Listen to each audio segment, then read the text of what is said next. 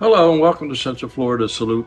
This is episode number 4 of our World War II tour that I did with my brother and a lot of nice people on a bus.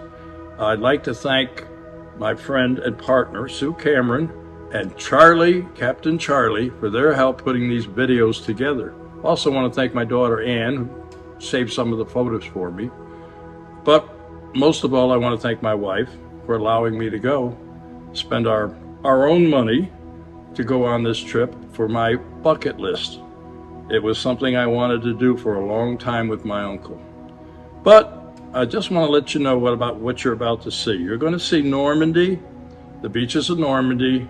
You're going to see a Higgins boat. You're going to see where they landed. But one thing you don't really know is when they landed, they had to go through the craters that were created by the bombs from off of the ships. So they hit the beach, had to go through the craters, and then there's what they call the hedge war. They'd be walking along 100 yards, 200 yards, whatever, and all of a sudden there'd be these hedges 8 to 10 feet high. Well, hiding inside was the Germans, so now you're coming through an open field and they're hiding in the hedges. So that was called the hedge war. I learned a lot about what went on over there. Also, you're going to see a church where a paratrooper landed on the steeple. He was hung up there. The famous story, it was in The Longest Day, the movie The Longest Day, and you're going to see a little bit about that. Also, you're going to see Anne Frank's house, where they tried to save a lot of the Jews from the Nazis. It's good history if you've ever read the book. You're going to see a lot of museums. You're going to see a glider. Most of the gliders were destroyed. They were all destroyed, actually. This is a remake of one, and they show the field where they landed. There is so much to see there. The gliders were a big part. We did a show with a gentleman from World War II who flew those gliders, but he didn't fly in on D-Day with those. I asked my uncle about it one time, about the gliders. He said he was glad to come in on a Higgins boat. He said, I didn't want to go on them gliders because they didn't have a runway. They just landed in a field, and most of them just crash landed. But they had a lot of paratroopers there at the Battle of the Bulge. One of them was Jean-Pierre Lamont Belafonte, a dear friend of mine. He's on our YouTube show. When I went there, you'll see a picture of me and a gentleman holding a newspaper with John's picture on it. I went there, I bought a book and a coin, and the next day I found out that my friend John was gonna pass. I got home just in time to say goodbye to him. He's with the Lord now, but he has a very interesting story. There's a lot of great history on Central Florida Salute YouTube. I encourage you to hit like and subscribe so we can keep going. But they also had this little device. It's called a clicker. When you landed in the woods, in the darkness, whatever, you all got separated. And if you're on my side and I go, you better go back. Because if you didn't, I don't think you're on my side. If you look real hard, there's Mozart's house. I filmed Mozart's house. And there's also a statue. Well, it's not really a statue. It's lying on the ground. It's a little boy with his head on top of a dog. The story has it that young boy went to see his famous artist one night. He left the house, snuck out of the house, him and his dog, got to the artist's house, or studio, I should say, and fell asleep outside. And unfortunately, he froze to death. So they've had to put that statue in the middle of a square of a little boy and a dog. Like I said, there's so much history. One of the other things that amazed me is how big the houses were, all the apartments, and they would have a beam sticking out so they could put a pulley to pull furniture up and down, because the hallways in most of these places are so narrow, you couldn't carry the furniture up, so they have to hoist them up. Bicycles, the people were fantastic. I really enjoyed it, and we got a lot more coming your way. And something just hit me in the head.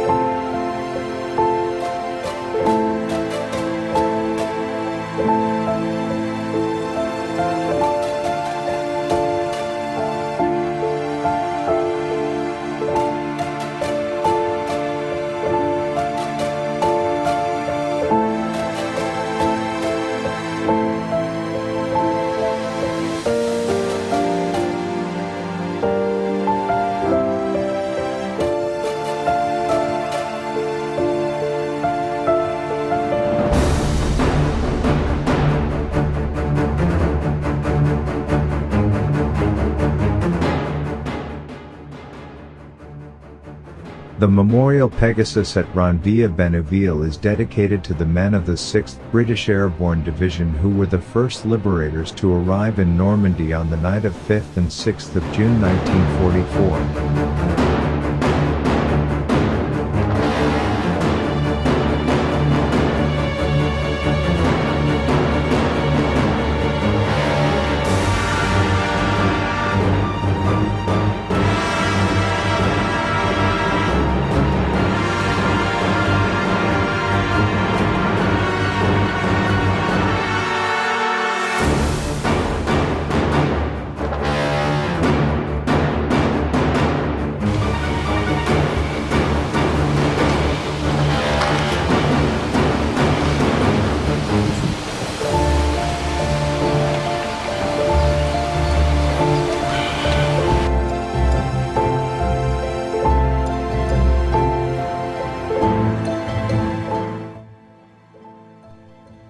In the museum, the different missions of the Airborne Division are presented.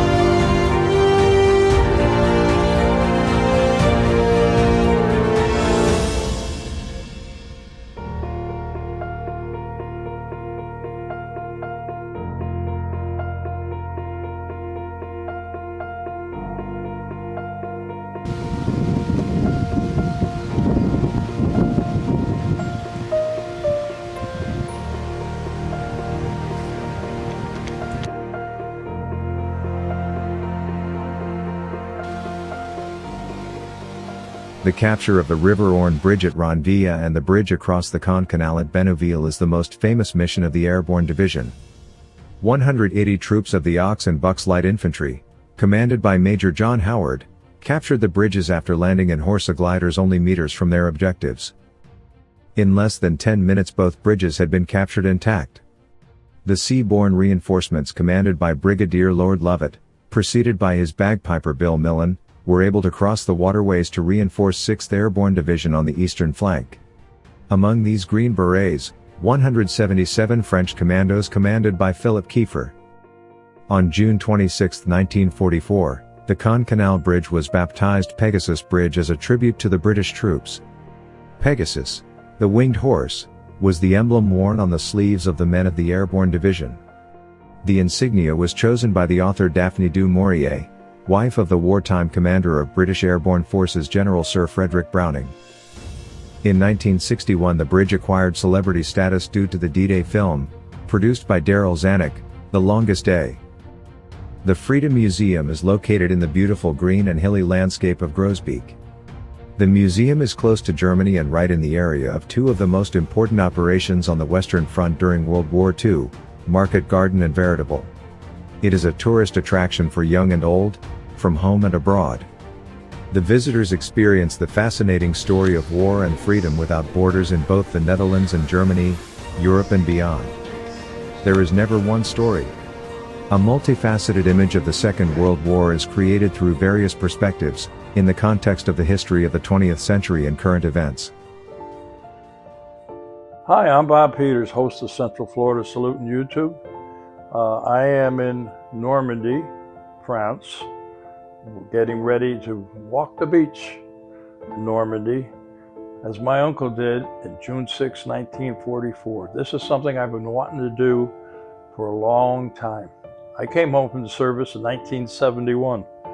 I sat with my uncle and we chatted about my experiences as an airman and his in the Army when he was transferred into the Big Red One and hit the beaches of Normandy.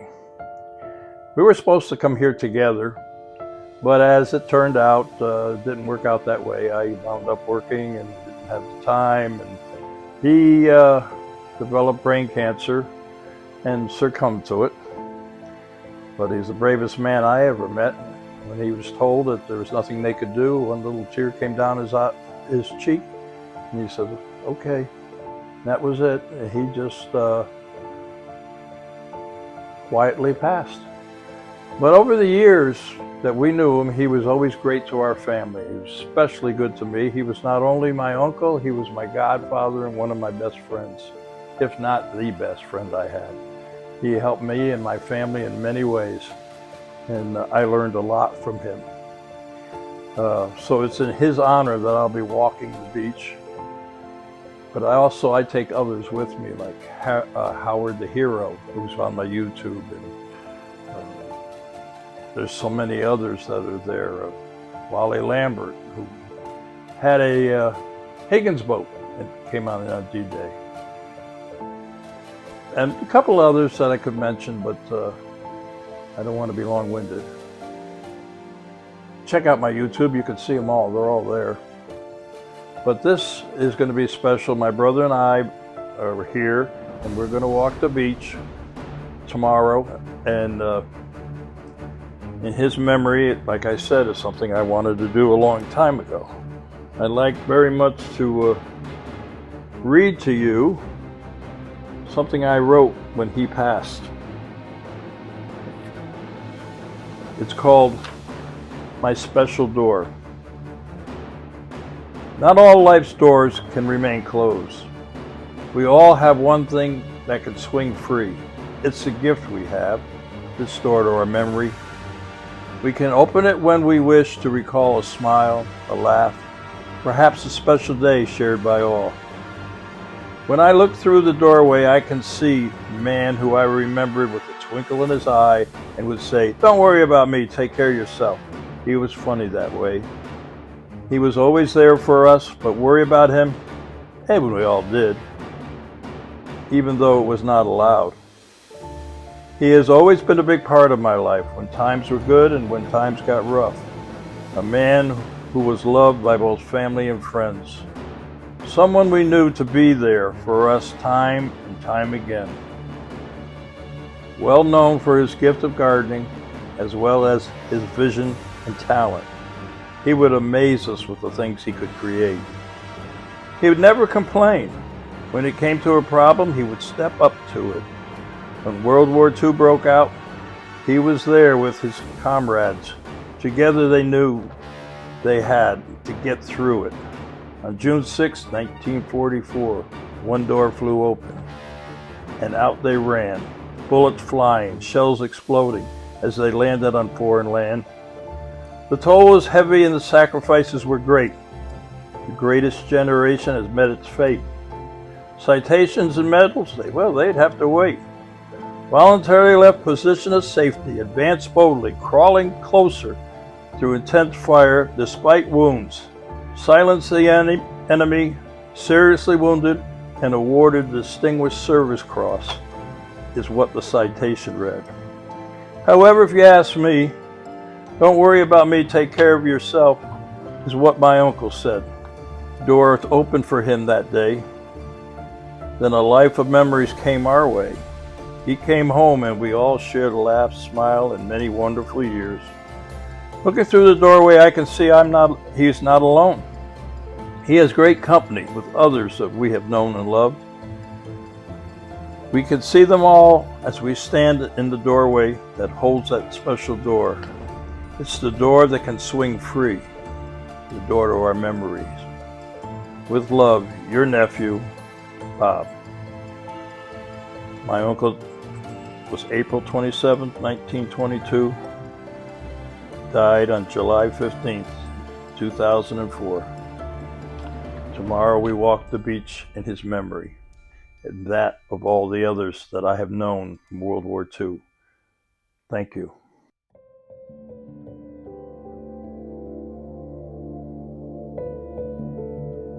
This is the famous cliffs that the Rangers had to climb. The rescue of the world. Unbelievable.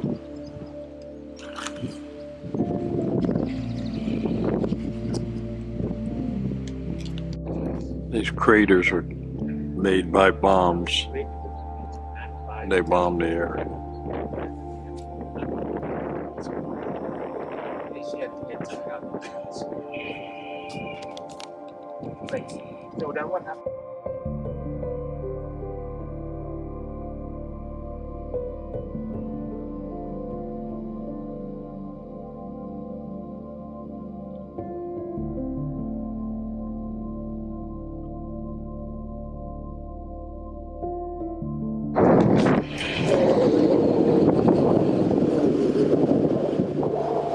Climbing cliffs. Unbelievable.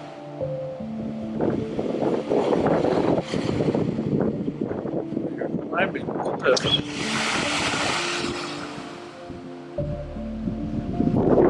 This is where Ronald Reagan made a speech when he was president.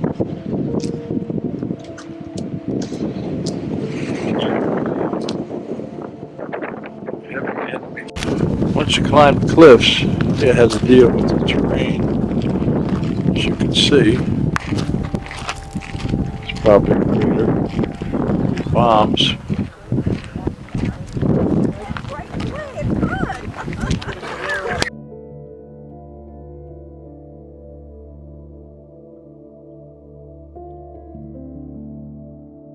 Salute.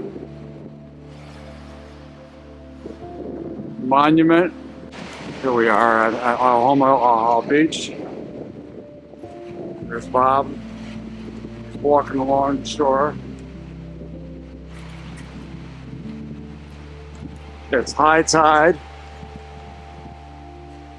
Obviously, we can't walk on the beach because the water is full and high.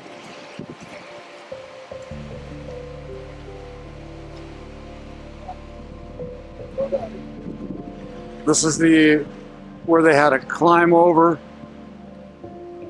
to get to it.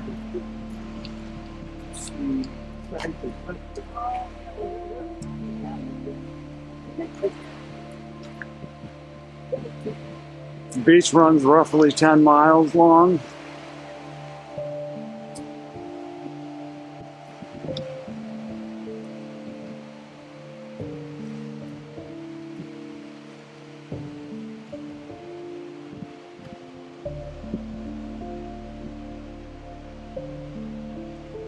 They had to go up over that.